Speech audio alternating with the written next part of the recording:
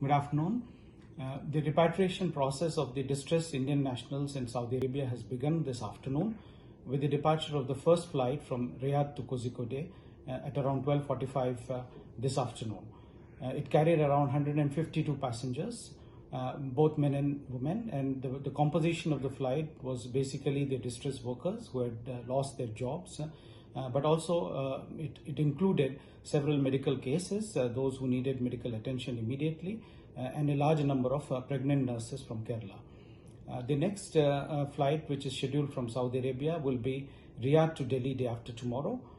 Then there would be another flight from Dammam to Kochi. Two additional flights are being mounted later this week from Jeddah to Kerala to two destinations. For those people in Saudi Arabia, Indian expatriates from different states of India like Maharashtra, Karnataka, UP, Bihar, Rajasthan, Telangana, and all, different flights are being planned for next week beginning from 16th, and we will notify the people. We request all the Indian nationals to register themselves, those who want to get repatriated, to register themselves on the Indian Embassy website.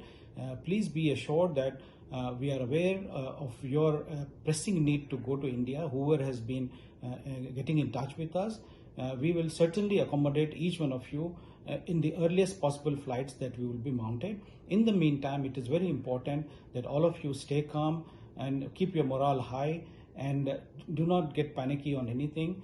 Do not spread any fake news, and stay safe. Follow the regulations of the Saudi Health Ministry. The embassy and the consulate are working 24/7 to ensure that there is a smooth operation of repatriation to all Indian nationals stranded here, and all of you will be taken to India, whoever wants to go, based on the regulations which we have mentioned.